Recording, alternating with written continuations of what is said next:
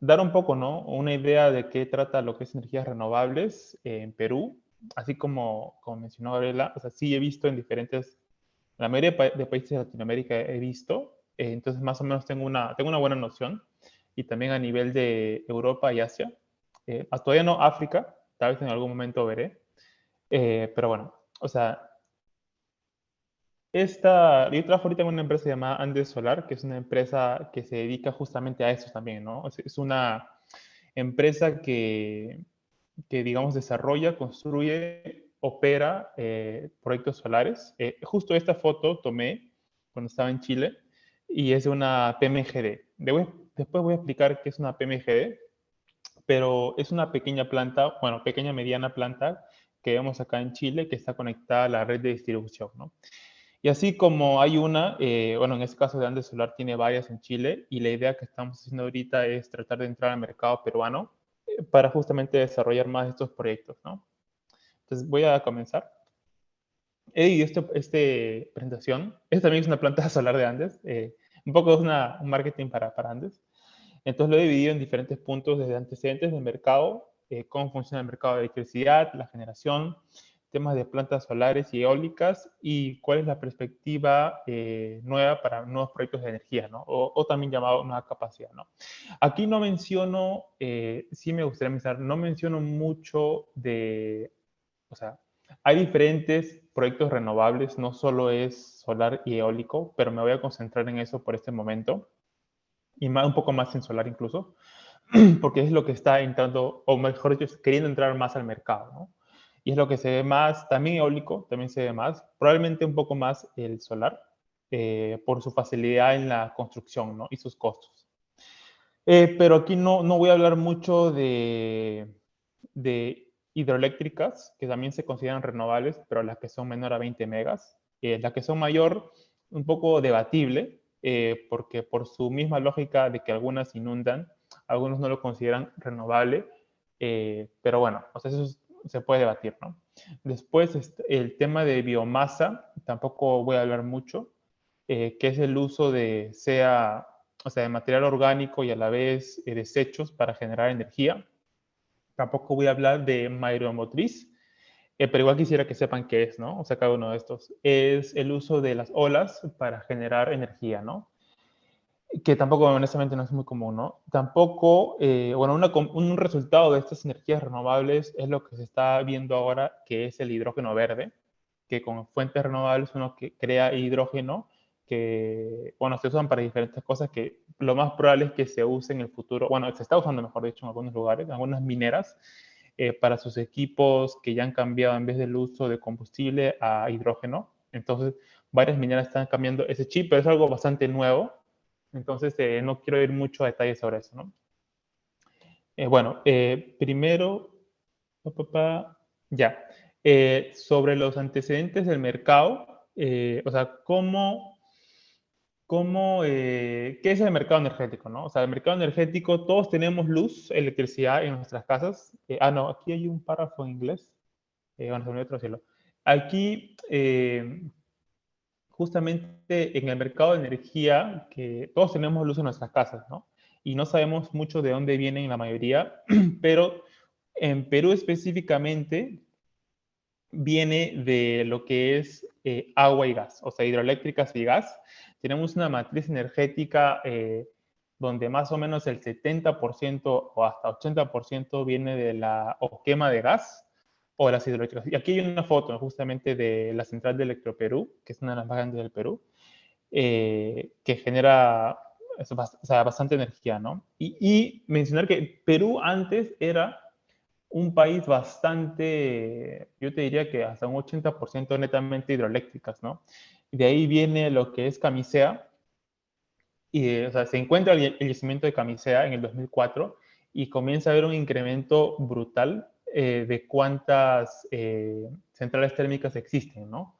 Entonces, ahora, de haber un 10%, llegó hasta lo que es ahora más o menos un 40-50% de térmicas, y eso es, ¿no? Y las renovables en sí, o sea, obviando lo que es las hidroeléctricas, y mencioné por qué, ¿no? O sea, mencioné porque justamente es un tema bastante debatible, pero las renovables en sí no superan el 5%, ¿no?, de nuestra matriz. Y por matriz, como otra vez repito, como matriz energética me refiero a, o sea, de toda nuestra fuente de generación, solo 5% de esta es generada por solares y eólicas, ¿no? Y esto, o sea, esto también ha llevado, o sea, ¿y por qué no se generan, no? O sea, no se generan más estos proyectos porque ahorita tenemos una sobrecapacidad de, de centrales, ¿no? O sea, tenemos demasiadas centrales hidroeléctricas y térmicas que no dan pie a que se genere aún más proyectos, ¿no? Porque si generaríamos más proyectos tendríamos mucha oferta y esa oferta, un tema de ley de mercado, si generas mucha oferta los precios se van a bajar. Y en general en Perú, en comparación con la mayoría de Latinoamérica, diría que es uno de los precios más baratos. O sea, en Perú la energía en verdad nos sobra y por ende los precios son bastante baratos. Estamos hablando de 30 aproximadamente, ¿no? O sea, $30 por megawatt hora, en cual, por ejemplo, en Chile es 50, en Brasil es 60 y algo, en Colombia también está más de 50. Entonces, favorece bastante que hagan más proyectos, ¿no? Porque no tienen una sobreoferta, ¿no? En el caso, justamente en estos tres países que he mencionado, Colombia, Brasil y Chile tienen un déficit de agua. O sea, están teniendo, justamente por el calentamiento global, cada vez tienen menos agua. En el caso específico de Colombia, por temas sociales también no se han hecho más centrales hidroeléctricas, o pocas, mejor dicho. Y por eso esto sube el precio de la energía y por eso atrae más inversión, ¿no? Y eventualmente va a pasar probablemente lo de Perú, que va a bajar hasta más o menos 40, 30, ¿no? ¿Por qué también en Perú es tan barato? Porque hay mucho gas y el gas es barato. Entonces, en vez de exportarlo, que podría ser más económicamente rentable para el país, o sea, se va a las centrales, o sea, la mitad de las centrales térmicas en Perú, la mitad, usan gas de camisea. Entonces, un poco más incluso. Entonces, esto hace que o sea, uno, tienes una rentabilidad constante para los dueños de camisea y dos, haces que los precios bajen, ¿no? Porque también antes del año pasado, ellos no declaraban los precios del gas y por ende era aún más barato, ¿no? Y ese es un poco un antecedente del mercado. Después, acá. Aquí, como se ve en la siguiente imagen, todos estos puntos de acá son las centrales hidroeléctricas que hay en Perú, ¿no? O sea, como ven, hay bastantes y todo se concentra mayormente, bueno, en todas partes, o sea, en el norte, centro y sur. ¿Por qué no hay en la selva, no? Obviamente, si haces hay grandes proyectos en la selva, pero ni uno va a ser declarado viable, o al menos no debería ser declarado viable, ¿no? Porque el nivel de inundación que se tendría que generar sería demasiado catastrófico. Podría ser, sí, centrales de paso, que son justamente centrales que no requieren inundaciones, sino netamente gira la turbina por el río, pero también eso es debatible porque no sabemos el efecto en los sedimentos, no sabemos el efecto en los pescados, en las algas, etcétera, ¿no? Más que nada en las minerales, algas, sedimentos, o sea, no sabemos, o sea, muchos estudios dicen que no afecta, pero es muy debatible, ¿no? Entonces, hacer un proyecto hidroeléctrico en la selva sería bastante fatal, ¿no? Brasil lo ha hecho, o sea, ellos en gobiernos anteriores no les no les ha importado tanto su Amazonía, ya han hecho varias obras, bastantes obras de hidroeléctricas en su selva y han hecho muchas inundaciones y eso ha traído por sí mismo una serie de problemas, ¿no?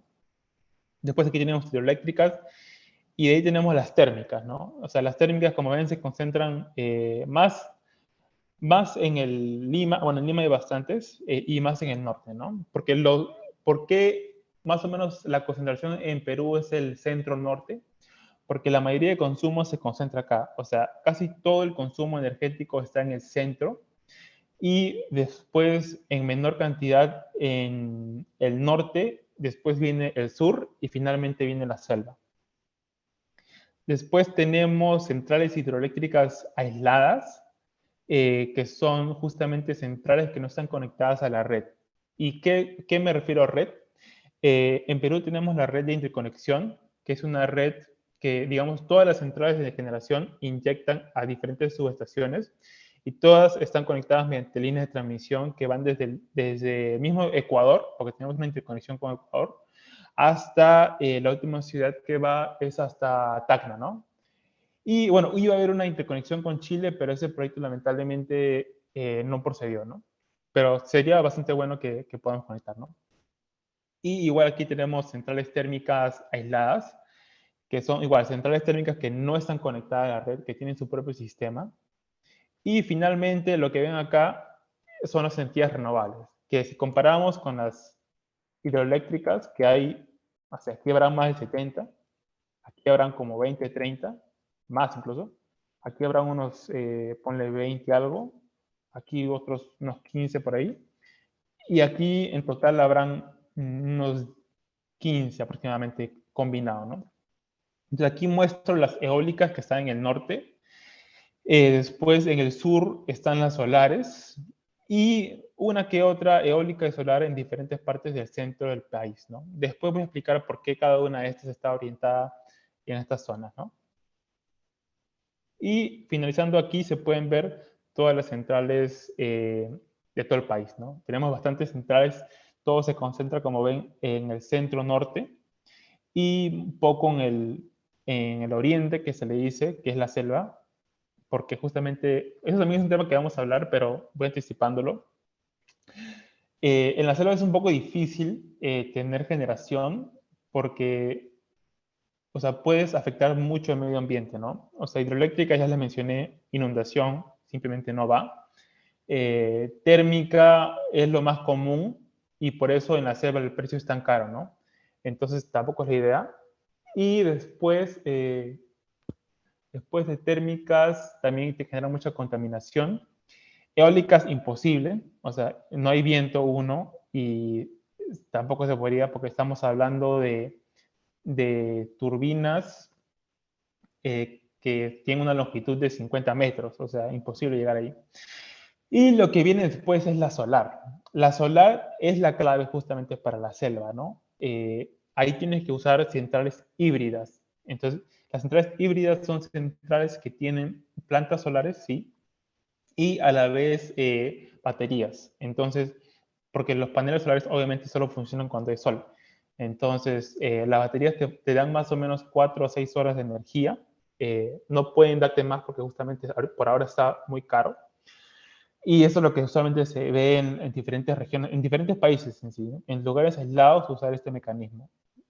Tampoco puedes hacer centrales solares muy grandes porque más o menos en una solar, por un mega instalado es 1.5 a 2 hectáreas, ¿no? Entonces tampoco vamos a comenzar a talar en partes de la selva, ¿no? En la selva tienes que hacer como microredes, se le dice, ¿no? Microredes que son sistemas aislados, que tienes una fuente de generación, probablemente híbrida con un poco de térmica, por el momento térmica, hasta que cambie, y eso tiene alimenta su propia comunidad, ¿no? Entonces, eso es lo que se debería hacer, ¿no? Ya, del mercado de electricidad. Del mercado de electricidad, justamente como ven acá, o sea, nuestra demanda, bueno, como en todo país, la demanda siempre crece año a año. Y también, como mencioné, mayormente todo es de fuente hidroeléctrica, ¿no? Y gas. Bueno, aquí no voy a mencionar mucho los números. O sea, tenemos una demanda de 7 gigas. eh, y sí, algo que me gustaría mencionar que no muchos sabemos en toda la energía que se genera, el 60% prácticamente es consumido por las grandes industrias. O sea, ¿qué me refiero con grandes industrias? Minería, mayormente, ¿no? Eh, cementos, después de cementos, grandes obras, usualmente generan el 60% de nuestro consumo energético, ¿no? Que es bastante. Y esto no son ni más de 1000 empresas, ¿no? Entonces, porque esto es un número bien fuerte, porque como población somos 30 millones y solo consumimos el 20% de la energía, ¿no? Entonces, para que vean cuánta energía consumen justamente las mineras, ¿no? Por eso es que son tan importantes tener mineras en el país, Obviamente siempre y cuando sean sostenibles y siempre y cuando sean, o sea, siempre y cuando sean, o sea, se acorden a la ley, a los parámetros requeridos en cada uno de sus diferentes ámbitos, ¿no? Que no prácticamente que no contaminen, ¿no? Por ejemplo, la nueva mina que Yabeco ha hecho un contrato con Enel, con su nueva central Punta Lomitas, para que el consumo en energía de la mina sea 100% renovable, ¿no? Entonces, cosas así ya se están viendo en el mercado, donde las mineras, ya por el mismo requerimiento de los inversionistas, están pidiendo que su energía sea renovable, uno. Dos, están pidiendo que sus equipos ya no usen diésel, sino que usen hidrógeno verde. Eso lo hemos visto en Sudáfrica, África del Sur, mejor dicho, y también en Australia. Entonces, así poco a poco se va a ir incrementando la responsabilidad ecológica de las minas, ¿no? Y así debería replicarse en general en todo, ¿no? A nivel de mina, a nivel de ciudad. También nosotros como personas, como personas en urbanizaciones, deberíamos tratar de seguir esta filosofía, ¿no? Ya, después sobre la generación de energía, o sea, como vieron anteriormente, consumimos 7 gigas y tenemos 13 gigas. Entonces, ahí viene lo que les expliqué de la sobreoferta. Como tenemos una sobreoferta, ¿qué pasa?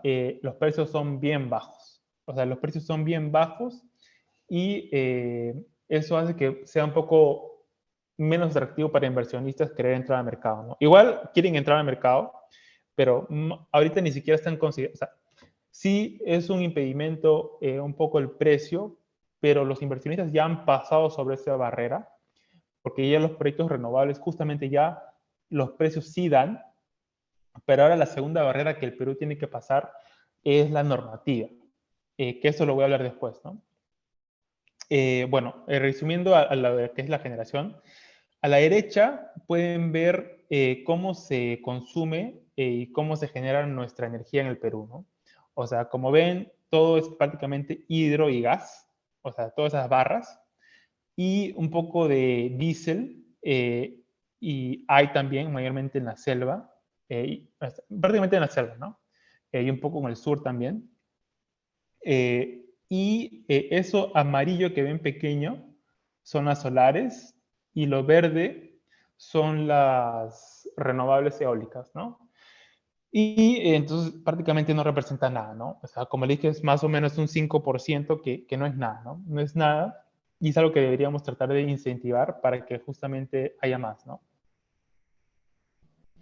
Ya. ¿Y cómo se distribuye toda esa energía? Como les mencioné, existe una red de transmisión y justamente es esta, ¿no? Esta es de diferentes voltajes, de 30, 60, 138, 220 y 500, ¿no? Perú, en ese sentido de sus líneas de alta tensión, está bien distribuido esto, porque muchos países sufren con esto. Muchos países no están conectados en todo su país, incluso tienen que hacer sistemas aislados. Por ejemplo, en Chile tienen un propio sistema en diferentes partes del país, justamente porque es muy largo.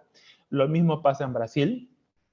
En cambio, en Perú, sí, en esto sí hemos hecho bien, ¿no? Ahí el COES ha hecho un buen trabajo en conjunto con el Ministerio de Energía y Proinversión, eh, para que haya un buen sistema de líneas y que todo el Perú esté conectado. Obviamente aquí ven que no está conectado a la selva. Hay un proyecto, sí, que lo quieren aprobar este ministerio, pero es bien polémico, que conectaría Moyobamba con Iquitos. Es un proyecto que técnicamente, ambientalmente, económicamente no es viable. No sabemos por qué lo están tratando de hacer. Imaginemos cientos y cientos de kilómetros de una línea de transmisión de Moyobamba a Iquitos. O sea, ¿cuánta vegetación tendrían que destruir, no? Entonces, no creo que se apruebe. Ahí lo que tiene que funcionar sí o sí, como les mencioné, es los sistemas aislados de red, o sea, las microredes, que se hacen en diferentes regiones, ¿no?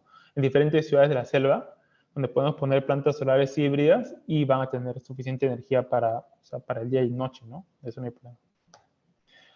Ya, ahora sobre las energías renovables no convencionales.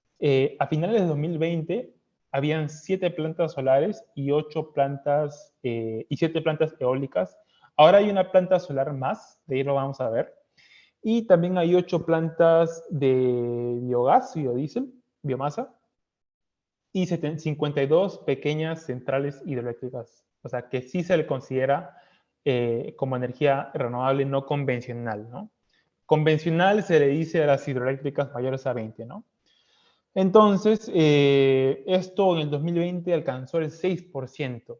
O sea, no es nada, ¿no? O sea, no es nada. Y el Perú se ha comprometido al 2030, si me acuerdo bien, llegar a como el 20%, 20 o 30%. Entonces estamos bastante lejos y bueno, no vemos aún señales de que esto cambie al ritmo que el gobierno quiere, ¿no? Justamente por el tema normativo. O sea, ¿y qué ha pasado con el tema normativo?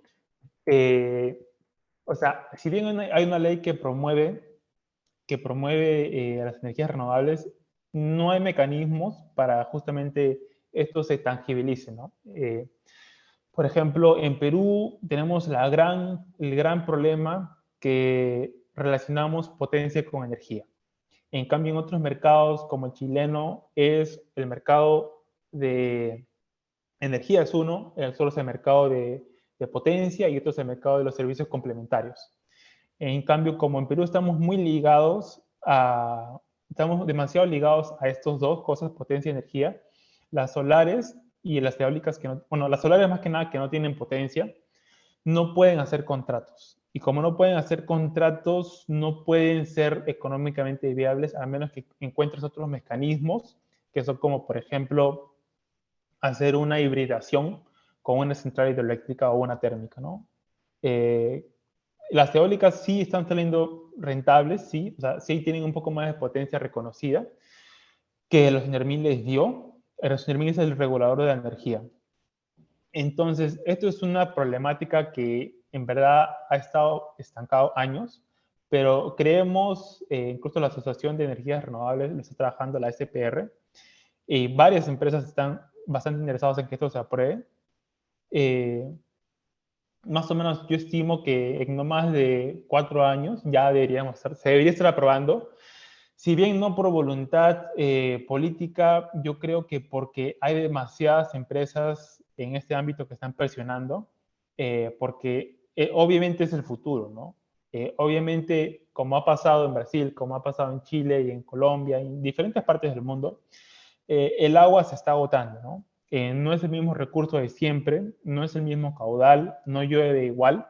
Entonces, si dependemos solamente de hidroeléctricas, vamos a tener un catástrofe y los precios se van a disparar, ¿no? Entonces, eso va a ser inevitable que las renovables entren al mercado, ¿no? Entonces, por ese lado va a pasar. Y por otro lado, que también no está el reglamento, pero que en otros países también ya está, creo que en Perú somos los pocos que aún nos falta, es un reglamento de PMGDs, ¿no? ¿Y qué son PMGDs? Son plantas solares medianas y pequeñas conectadas a la red de distribución. Sí hay algunas subastas que están haciendo, unas licitaciones en Perú que están haciendo, pero no hay un reglamento exactamente sobre ello, ¿no? Entonces, si hubiera un reglamento, sería mucho mejor y digamos, controlaría mejor los precios, porque como abres un mercado nuevo, ¿no? Abres un mercado nuevo donde mejoras la calidad de la energía para que no hayan tantos cortes energéticos, tantas fallas, y a la vez generas más interesados, o sea, más empresas van a querer entrar al mercado peruano generando una competitividad, ¿no? Que siempre es bueno, ¿no? Ah, y otra cosa ¿por qué tenemos en sí renovables en Perú? Porque hubieron 4 subastas, 4 subastas de energía, o sea, ¿qué son estas subastas, no? Donde tú das un precio y el que ponía menor precio ganaba por la energía, pero esto es bueno y malo, ¿no? Bueno porque por eso, gracias a eso tenemos en total todas las energías renovables que tenemos, pero malo porque cuando se hicieron el precio era demasiado alto, el costo era demasiado alto de esta energía y por ende el precio de energía era muy alto y todos, absolutamente todos los peruanos pagamos esta subasta en nuestro recibo. Entonces, como ha sido tan caro y ahora los precios son tan bajos, yo veo muy poco probable que se haga otra subasta. O si se hará, tal vez en 3, 4 años, ¿no? Como mínimo, ¿no? Porque si no, se distorsionaría mucho el mercado, ¿no? Ya, sobre las plantas solares, como mencioné, antes teníamos 7, pero ahora tenemos una más que se hizo el año pasado, que es una central hidroeléctrica que está cerca de Lima en sí, es una hibridación. Y es lo que mencioné anteriormente, ¿no? Una solar que no sea por subasta es bien difícil, pero cuando se hace viable, cuando entra el tema de las hidroeléctricas, porque ahí se puede compensar muy bien con los reservorios. Entonces, haces un juego, digamos que cuando tienes mucha agua, sueltas la hidroeléctrica para que genere, pero cuando tienes poca agua, en vez de soltarla, cierras la compuerta y usas la solar por mientras que se va cargando tu reservorio, ¿no? Y así vas jugando para que justamente tengas siempre energía en hora punta. ¿Y por qué las empresas quieren energía en hora punta? Porque justamente es donde es más caro. O sea, si nosotros consumimos energía de 6 a 11, pagamos más. Y es por eso que todas las empresas quieren vender en ese horario.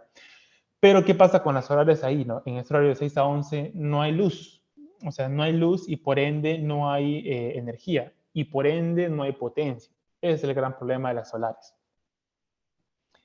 Bueno, este es el mapa solar del Perú. Como vemos acá, Perú está bastante privilegiado. Toda la energía solar se concentra mayormente en el sur.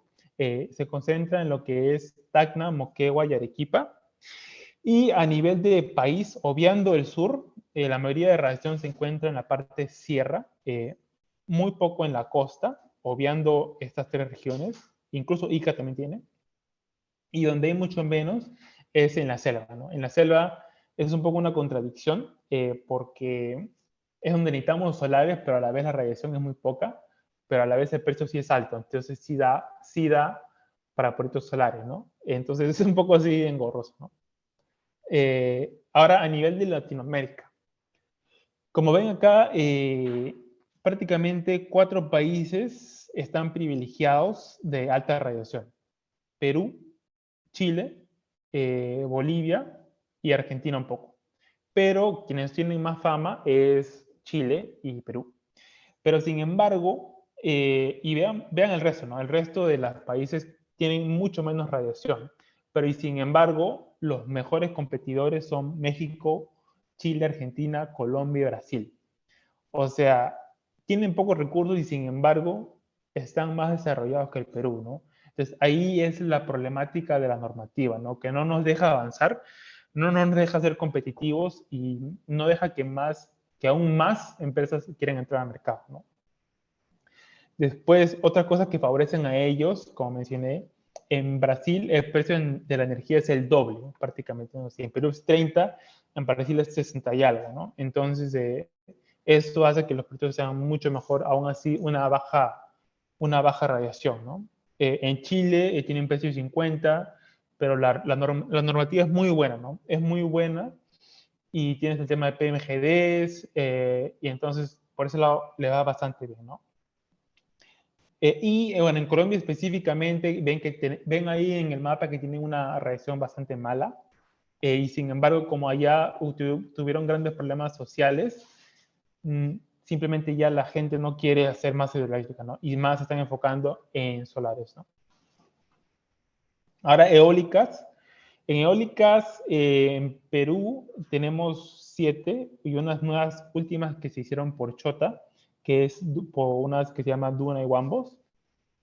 En Perú, bueno, después vamos a ver en el mapa, pero hay 7 y hay 3 nuevas que se están haciendo o por hacer, que es la sección de Guaira, Punta Lobitos y San Juan de Marcona, ¿no?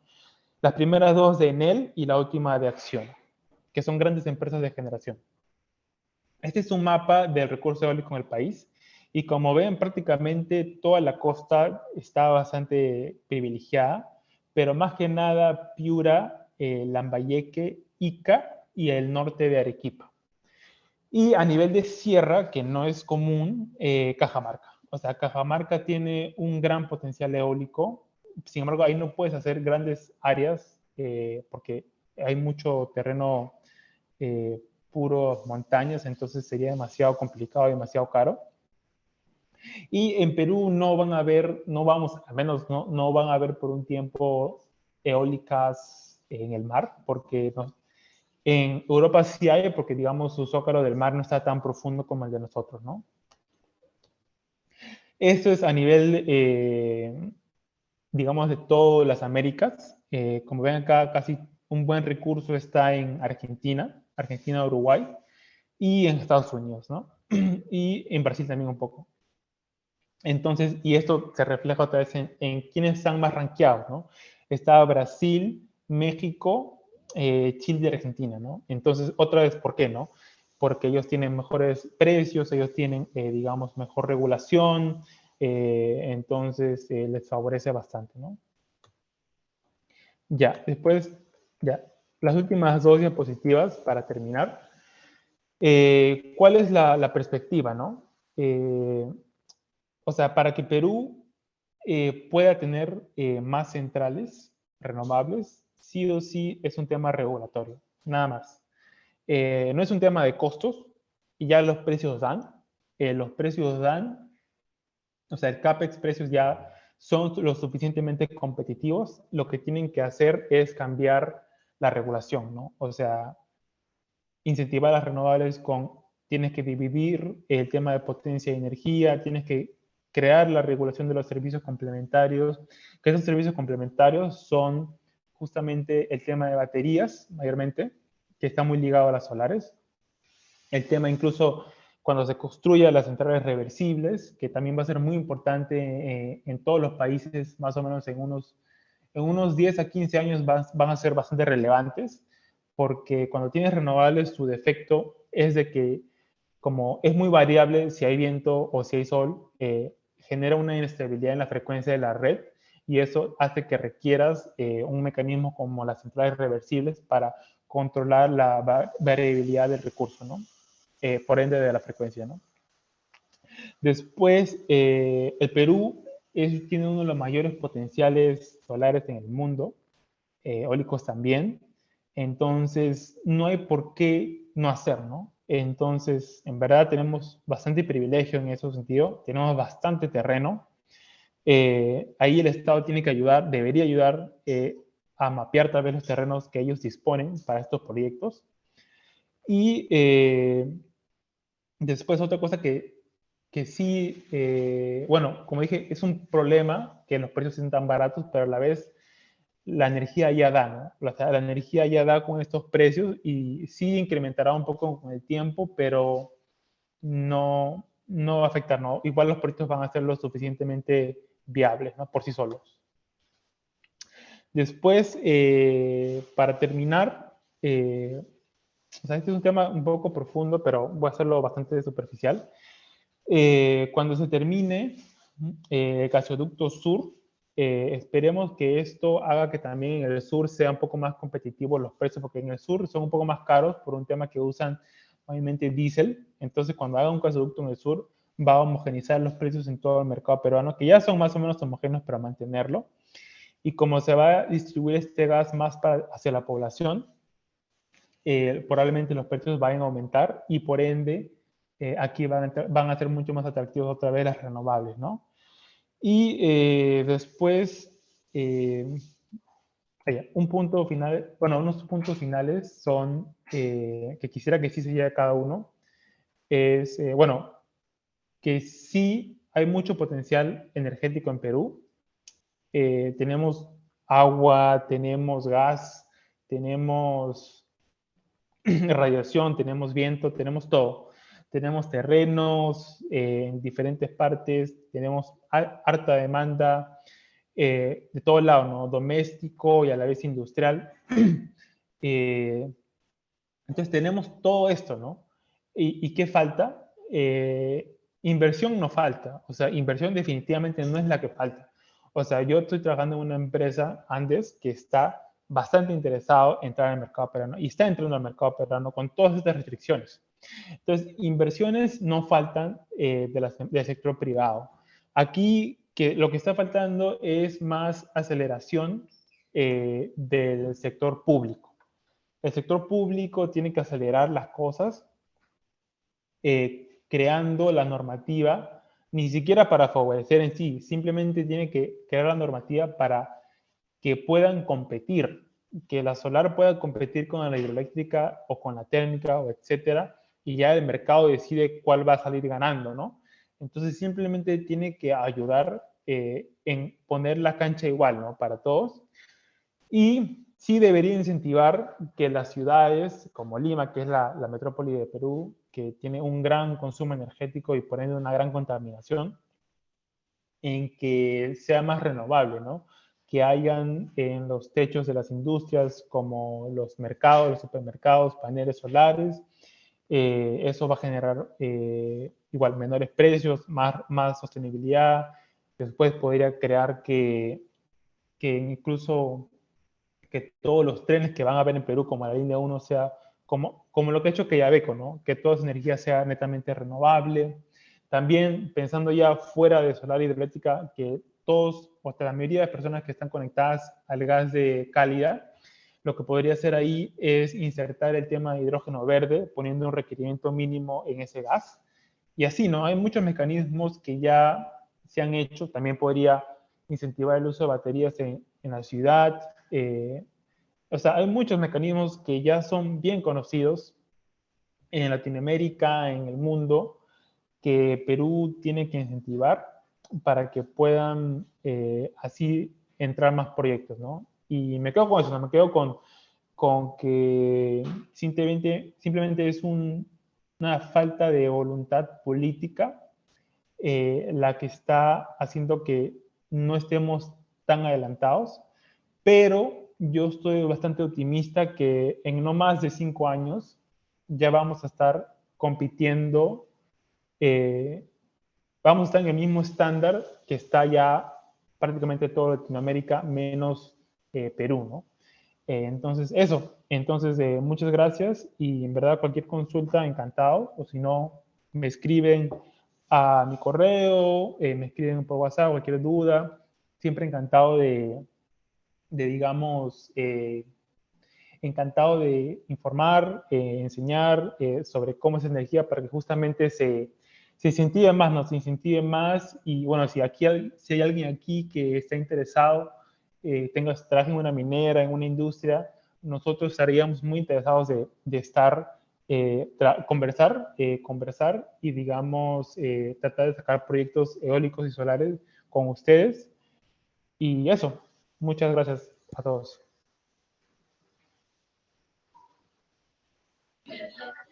Muchas gracias, Rodrigo. Excelente la presentación. Y bueno, la verdad es que sí tenemos algunas preguntas que ya nos han realizado.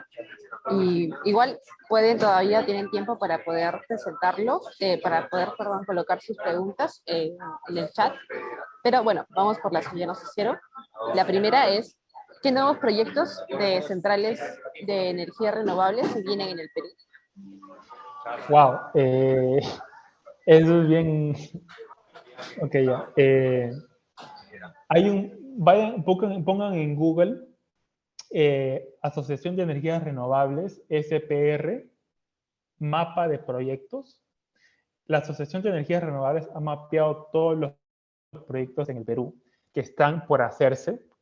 Ahí están toditos, ¿no? O sea, ahí están todos y entonces están todos ahí y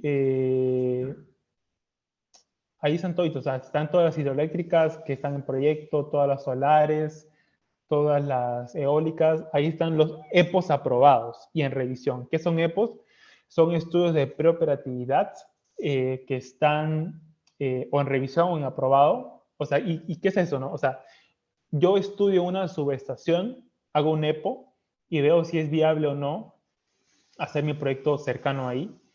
Y entonces el COES, que es quien administra la red de transmisión, lo estudia y te dice, sí, aquí es viable hacer unas solares o no, aquí no es viable, sí, aquí es viable. Entonces, en Perú, en construcción, ahorita mismo son las que les dije, hay una o sea, están en ICA mayormente, sí, en ICA. Solares, yo creo que vamos a ver, ahorita vamos a ver una ya en poco tiempo, que creo que va a estar en Arequipa. Y en general, Donde hay tantos proyectos solares son en Arequipa y en Moquegua y un poco en Ica. Y hay bastantes proyectos eólicos en Piura y en Ica. O sea, hay bastante. Ahora, que se hagan es otra cosa. Esto también es un tema. O sea, mucho estudio puede haber, pero no quiere decir de que se va a tangibilizar. ¿Y por qué es esto? Por lo que les he mencionado. O están esperando otra subasta, lo cual yo lo veo muy poco probable, o están viendo quién les compra el proyecto, ¿no? Porque muchas empresas solo desarrollan estos proyectos, pero no los van a ejecutar. Entonces están buscando inversionistas y el inversionista, si es un inversionista que no tiene presencia en Perú, está esperando que la normativa cambie.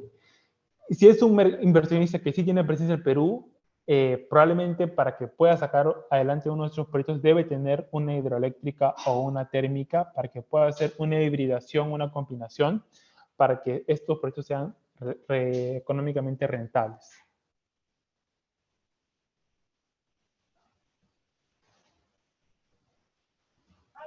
Ok, bueno, la segunda pregunta es, ¿qué estudios de impacto ambiental requieren este tipo de proyectos?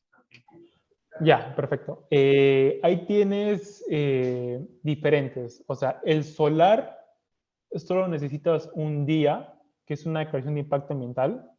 Después, el eólico sí necesita un EIA, semi-detallado, detallado de acuerdo a dónde está. Porque justamente, o sea, también hay que ser sincero, ¿no? O sea, el eólico, su riesgo mayor es que se ve enorme y es un impacto visual. Después, el ruido que podría generar si está cercano a ello. Y más que nada en algunos países sí hay muchas aves por esa zona, hay una cierta cantidad que sí las mata. Entonces, cuando el estudio indica de que el impacto va a ser muy fuerte, simplemente en esa zona no es viable. Por ejemplo, en Estados Unidos, por su ave nacional, su águila nacional, en diferentes lugares se ha prohibido el desarrollo de estos proyectos porque simplemente es demasiado daño y entonces ya se declara inviable, ¿no? O sea, esto no es común, pero pasa. Eh, Después, en la línea de transmisión, ahí también es variable. Si tienes una línea menor a 20 kilómetros, necesitas un día, y si es mayor a 20, necesitas un EIA. Y un EIA es bastante completo, ¿no? O sea, es 1 hasta 2 años de estudio, un año y medio de estudio, donde haces talleres, sensibilidad a la población, estudio de medio físico, medio ambiental, medio biológico, o sea, haces conteo de los animales, etcétera, ¿no? De los mismos tipos de plantas para ver cómo afectar, ¿no? O sea, eso, en ese sentido sí, bueno, y también hay estudios arqueológicos, ¿no? En ese sentido sí está bastante bien el Perú, hace respetar las partes del estudio base. Ahora también que haga respetar la operación, ahí la OEFA, bueno, no sé mucho, pero creo que todos sabemos qué tan competente es, ¿no?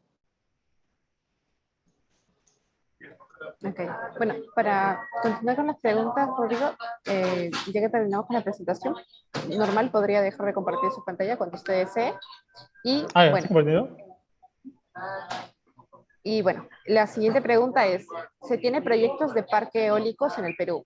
Ya se tienen algunos en construcción y vienen otros más, ¿no?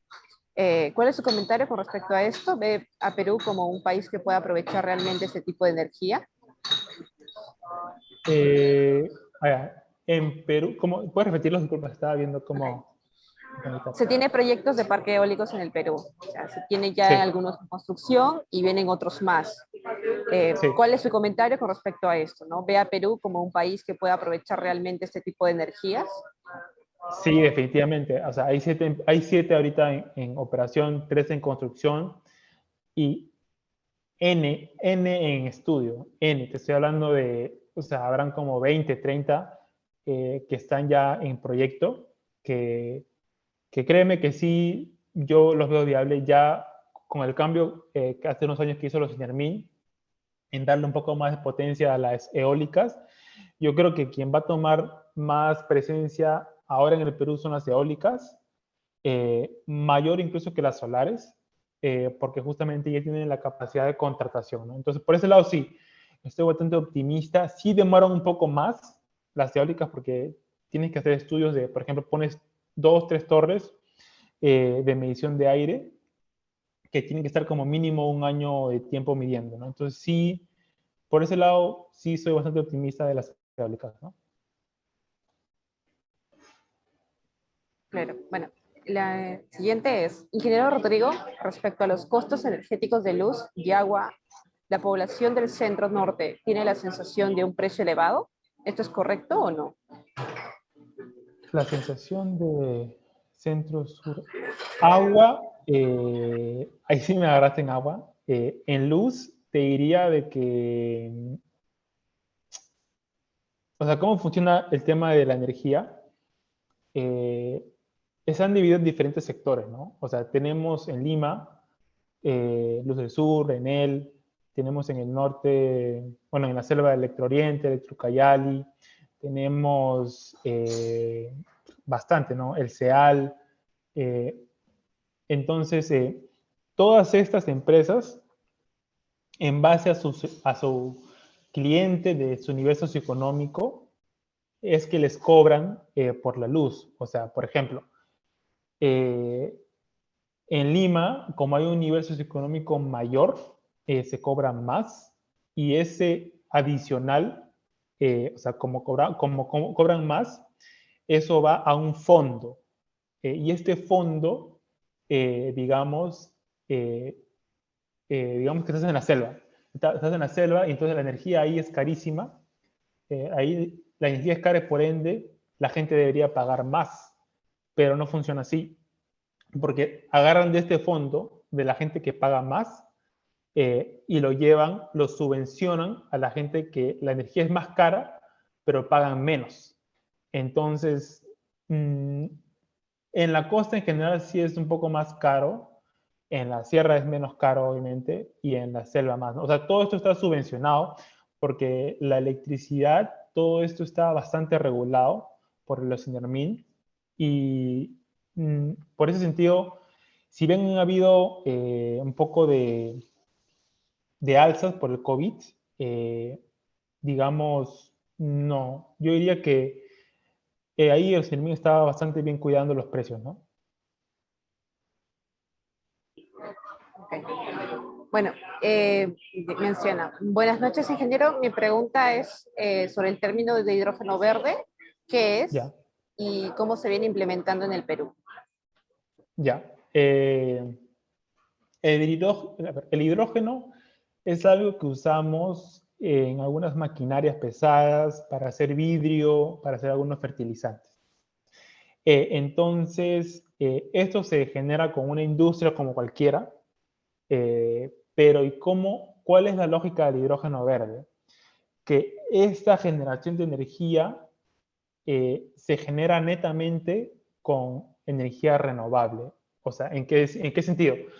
Digamos que estás en una casa y que ya su energía no venga de la red pública, sino netamente solar, es suficiente para abastecer su, su consumo, ¿no? Entonces, se le llamaría una casa verde, por así decirlo, ¿no? Entonces, en hidrógeno verde, para hacer este químico, se usa netamente energías renovables para hacerlo y esto abastece estas industrias, ¿no? Usualmente para la minería y para vidrio.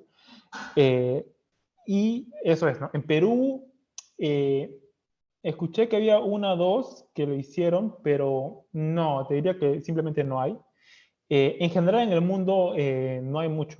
Se están haciendo pocas inversiones. En Australia, por ejemplo, se está haciendo una. En Chile van a hacer un proyecto piloto que el gobierno está ayudando, pero en Perú no hay, ¿no? Ahí sí, sinceramente lo veo bastante verde, lo veo bien lento todavía, porque justamente, o sea, para hacer hidrógeno verde necesitas renovables. Y si los mismos renovables aún tienen problemas en entrar por la normativa, cómo va a entrar el hidrógeno verde, ¿no? Entonces tienes que seguir lamentablemente un paso, ¿no? Primero, incentivar las renovables y después que todo esto está consolidado, ya podemos hablar de hidrógeno verde, ¿no? Claro. Bueno, Europa en estos años está avanzando muy rápido en la implementación de energías renovables. ¿Esto a qué se debe o qué le impulsan a una adaptación rápida? Ya, eso también es un poco interesante, ¿no? En Europa, increíblemente, tienen una radiación muy, muy mala. Y sin embargo, tienen mucho más que nosotros, ¿no? ¿A qué se debe? A que uno, hay más competencia. Dos, los precios ahí son bastante altos. Estamos hablando de 80 euros el megawatt, que eso es más o menos $90. Entonces, ahí todo proyecto da. Y obviamente ahí, o sea, la normativa, ¿no? La normativa divide energía, divide potencia, divide energía, servicios complementarios. Entonces, esta división es clave, ¿no? Es clave porque también los mismos inversionistas ya piden eso, ¿no? O sea, las mineras te piden eso, ya es algo estándar, ya más bien es mal visto no tener, ¿no? Entonces, es un tema, pero si tuviera que resumirlo en una cosa, es la normativa. La normativa definitivamente es clave, por eso el Banco Interamericano hace desarrollos comparando la regulación en cada país en diferentes tipos de proyectos, ¿no? Entonces, la normativa. Yo te diría que por la normativa es que en estos países que tienen poco recurso en sí, es que son viables, ¿no? Bueno, y lo siguiente es, ¿existen evaluaciones financieras para ver si el TIR es atractivo para los inversionistas para las centrales hidroeléctricas? Hidroeléctricas. ¿Puedes repetirlo, por favor? A ver, ¿existen evaluaciones financieras para ver si el TIR es atractivo para los inversionistas para las centrales? Bueno, mencionan centrales. Ya. A ver, existe evaluación, o sea, cada uno hace su evaluación, o sea, el TIR, el BAN, el TIR, el payback, digamos, son mecanismos económicos que uno hace sus ingresos, prácticamente resumiendo, es netamente matemática, ¿no? Es tus ingresos, tus gastos, lo pones en un Excel, pones tus tasas de descuento económica, financiera, o sea, todo lo que conlleva, ¿no? O sea, impuesto a la renta, el precio de la energía, el tema de la amortización acelerada, no, depresión acelerada, el tema de, o sea, varios parámetros los pones en este sistema. O sea, uno crea su Excel o el programa que haga y pone los parámetros, ¿no? O sea, esto, si le preguntas que hay un programa que hace eso, la verdad que supongo que hay N programas que hacen esto. Pero para hidroeléctricas o para solares es lo mismo, ¿no? O sea, simplemente es un mismo esquema donde es ingresos, gastos y ya haces la corrida. Esto sí, ¿no? Antes se evaluaban los proyectos a 20 años, ahora se están evaluando, estamos viendo las solares por 30, 35 años. Entonces, evalúas 30, 35 años y ves ahí qué tal es el BAN, qué tal es el TIR. Y en base a eso es que se declara viable o no. Y eso es lo que usualmente hace el privado. El público también hace eso, pero también tiene su BAN y TIR social, que ya aquí incluye el tema de o sea, qué beneficio social que no se tangibiliza en dinero, como menos carbono, menos contaminación, más, o sea, menos contaminación más que nada, ¿no? Entonces, sí, o sea, cada empresa maneja esto a su propio criterio y con esto en sí es lo más importante en un proyecto, porque con esto se define la viabilidad del proyecto, ¿no? Si tu BAN es negativo, olvídalo, y si tu TIR es menor a 11 o 10, no, tampoco es viable, ¿no? Entonces ahí uno pone, pero también otra vez, para hacer esta evaluación necesitas poder vender energía constante y para esto necesitas contratos. Y para contratos necesitas potencia y como no tienes potencia no puedes hacer contrato. Entonces todo es un círculo, ¿no? Que sigue que justamente hace que no sean viables por el momento, ¿no? Pero yo creo que en un corto plazo sí van a ser. Bueno, quizá una pregunta que va más o menos a lo que está mencionando. ¿Tiene idea de cuántos años más o menos es lo que debe tener el proyecto para recuperar la inversión que realizaron? Ah, ya. Para recuperar la inversión, estás hablando del payback, o sea, son 8 o 10 años, eh, pero el periodo de evaluación que yo he visto a nivel de Latinoamérica, por lo menos, es 32 años de evaluación, máximo 35. Eso es. Bueno, eh, la siguiente es, bueno, así han estado muchas preguntas. En la selva, ¿cuál es más recomendable, no? ¿Paneles solares o qué otro sistema? Definitivamente paneles solares con baterías. Definitivamente. Hubo el año pasado una subasta de Electro Oriente que ganaron EDF, Agreco y Novum. Y Agreco justamente su modelo, su fuerte de ellos es baterías. Entonces van a hacer plantas solares en la selva, en diferentes zonas, eh, plantas solares con baterías. Entonces, esto es hibridación y esto se conecta a una microred que distribuye una población. Y justo yo me he reunido con Electro Oriente y Electrocayali y ellos, honestamente, no les gusta tener las térmicas, ¿no? Porque les genera mucho gasto, les genera mucha contaminación, no les gusta. Entonces me han dicho, o sea, nos han dicho, mejor dicho, para que los apoyemos con una evaluación para hacer estos proyectos de dos tipos, ¿no? Una solar netamente, otra de hibridación con baterías y otra hibridación con las térmicas para usar solar lo más que se pueda y en lo medida posible, que va a ser usualmente después de las 6, ya usar, o sea, en la madrugada y en la noche usar las térmicas, ¿no? Pero ya como último recurso, ¿no? Porque es que imagínate llevar diésel de la costa a la selva, ¿no? Imagínate el precio enorme, llevarlo llevarlo después en barcos hasta lugares bastante alejados, por donde viven 100 personas o 1000 personas, el precio es demasiado alto. Entonces aquí tienes que hacer solares sí o sí, ¿no? Claro, creo que es casi la misma situación con el agua.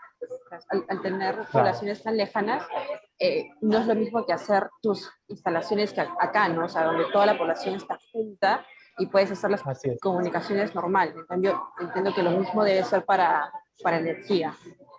Sí, justo ha dicho algo importante, Gabriela. O sea, esto se repite en todo el hemisferio sur del mundo, ¿no? O sea, se repite en Latinoamérica, se repite en África y se repite en algunos países de Asia. ¿Qué es, no? Entre más pobre es una población, eh, obviamente tiene menos acceso a electricidad y agua y más caro le es para ellos todavía, ¿no? Encima que son pobres, que están en un nivel socioeconómico bajo, el agua les cuesta carísimo, eh, la electricidad les cuesta carísimo. Y bueno, en este caso, por suerte, en electricidad el Estado subvenciona, pero en el tema del agua, ellos no tienen agua, definitivamente no tienen agua. Y en Perú, por lo menos específicamente, se sufría mucho, ya no tanto de dengue. Hay mecanismos para limpiar agua, pero son caros. Ahí el Estado tiene que intervenir, ¿no? Definitivamente coincido bastante contigo, ¿no? Okay. Bueno, entonces, la última pregunta es, ingeniero Rodrigo, buenas noches. Las energías renovables, usando los oleajes, ¿qué tan lejos estamos de aquello, ¿no? De usar Ya, aquello. están hablando de la energía mareomotriz, el oleaje. Yo lo veo bien lejos, porque, a ver, primero concentrémonos en que salgan las eólicas y solares, y después pensemos en mareomotriz, porque, o sea, toda tecnología nueva suele ser cara, entonces suele ser cara, también no va a generar mucha energía, no. Yo lo veo a muy largo plazo eso, ¿no? Primero veo yo solar eólico, de ahí veo que tal vez se vea el tema de biomasa, después en ese intermedio el tema de hidrógeno verde, y después en un largo plazo vamos a ver las centrales reversibles, nuclear en Perú nunca, y un poco más hidroeléctricas, y después, después mareomotriz, ¿no? Bueno, Rodrigo, creo que esas son todas las preguntas de los participantes. Antes de terminar, me gustaría hacerle quizá un comentario, slash pregunta, sobre lo que usted estaba mencionando, y la verdad es que me da algo de curiosidad su opinión, porque mencionó en una de las respuestas el tema de que cualquier, no sé, empresa, mercados, pueden colocar sus paneles solares, pero he escuchado también comentarios que mencionan que este, eh, por ejemplo, un edificio, ¿no? Que es normalmente vertical, estos paneles solares van a estar solamente, tienen la única posibilidad de estar en el techo. Al ser un área muy pequeña a comparación de todo lo que implica el edificio, pues es un porcentaje muy pequeño de lo que viene a gastar, ¿no? Entonces, de por sí, estas son nuevas tecnologías que también implican un mayor costo, no solamente de compra, sino de instalación y mantenimiento. Y eso también como que, no sé, como que no les motiva tanto a las empresas a poder colocar este tipo de tecnologías, ¿no? No sé cuál es su comentario con esto, piensa que quizá en el futuro puede abaratarse un poco este tipo de sistemas y realmente sea pues viable, ¿no? Colocarlas incluso porque te va a significar algo de ahorro, pero si su mantenimiento, la compra y todo, la instalación ya te supone mucho gasto, pues no, no sí. Ya, justo cae preciso tu pregunta. Yo donde trabajo en Andes Solar, o sea, tenemos tres rubros. Uno es proyectos utility, que es grandes rubros. Otro es PMGDs y otro es el tema de autoconsumo. Entonces, tú dices que, o sea, mencionas que es muy caro la inversión y definitivamente es caro, ¿no? O sea, y digamos es caro, no hay, a veces no hay mucha área. Y digamos como ejemplo un edificio, ¿no? No tiene mucha área y obviamente no va a cubrir todo el consumo del edificio. Eso sí. Pero entonces, ¿cuál es nuestro modelo de negocio de Andes Solar? Es, ya, mira, Gabriela, tú no te preocupes en tu edificio, yo voy a pagar todo. Yo como Andes voy a pagar todo, voy a instalar todo, tú no me tienes que dar ni un sol. Entonces, y digamos que tú pagas por tu energía un precio 100. Entonces, nosotros que hacemos, nosotros te instalamos esa planta solar en tu techo sin costo alguno y por lo que tú consumes de nosotros, nos vas a pagar mensualmente no el mismo precio de la distribuidora, un 20% menos. Entonces, uno, te instalamos un panel solar, paneles solares, y dos, te vamos a cobrar entre 10 a 25% menos. Eso depende de muchas variables de consumo, de tamaño. Y hacemos un contrato de 15 a 20 años depende mucho del consumo y el precio. Y después de estos 15 a 20 años ya te damos toda la planta para ti y es tuya, ¿no? Ya es netamente tuya y tú la puedes seguir operando y todo lo que ahí consumas es netamente tuyo. Y por estos 15 a 20 años tú no tienes que preocuparte por reparaciones, operación, nada. Nosotros vamos a hacer todo. Vamos a hacer todo y tú simplemente preocúpate por o sea, pagarnos a tiempo, sí, si existe algún problema, nosotros vamos a estar ahí inmediatamente y te vamos a responder inmediato. Y eso, o sea, nosotros, por ejemplo, estamos reuniéndonos con algunas empresas, sea Claro, sea Supermercados Peruanos, sea así, también con el Puerto de Callao, para justamente comenzar este tipo de modelo, ¿no? O sea, donde tú no inviertes nada, y encima te cobramos menos que lo que te cobra la distribuidora. Entonces es un win-win, ¿no? Es un win-win para los dos. Entonces, y encima vas a ser renovable, ¿no? Entonces, que también las empresas lo usan mucho como un tema de marca, ¿no? Entonces, por ese lado ya no hay impedimento, ¿no? No hay impedimento para ir porque vas a ahorrar, vas a ser sostenible y vas a tener energía y te van a poner la planta solar gratis, ¿no? Entonces, no hay por qué decir no ya, ¿no? Esto de que es muy caro, sí, pero ya la empresa lo asume ese costo, ¿no? Interesante, Rodrigo. La verdad es que no estaba enterada de que eso existía aquí. Me recuerda mucho a esta idea de economía circular que aporta mucho Claro. o que como que tiene el eje de servicios y no de compras necesariamente. Al menos por unos 15 años ustedes son solamente servicio. O sea, Sí. no se llega a comprar, sino que es una empresa aparte que hace el servicio de energía, ¿no? Que te brinda Ujú. energía.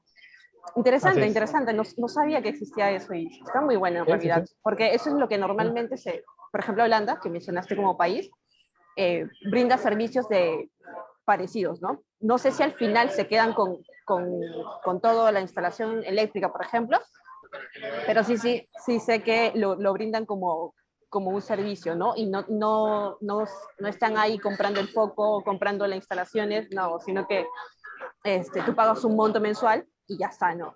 Te vas Ya está. ajá, la empresa se va y se Sí. lleva todo, ¿no? Ya está, y se lo lleva a otro lado, a otra... Claro, ahí se lo llevan, ¿no? En este caso nosotros te lo dejamos ahí y tú te lo quedas, ¿no? O sea, y todo lo que haya después va a ser, es ganancia directa para el consumidor, ¿no? Para la empresa, mejor dicho. Claro. Bueno, perfecto, Rodrigo. La verdad es que me ha encantado todo, las preguntas también de los participantes. De nuevo agradecer tu participación eh, ¿Ya? y esperemos contar contigo en una próxima oportunidad, quizá para terminar la presentación. No sé si puedan prender sus cámaras los participantes un par de minutos como una foto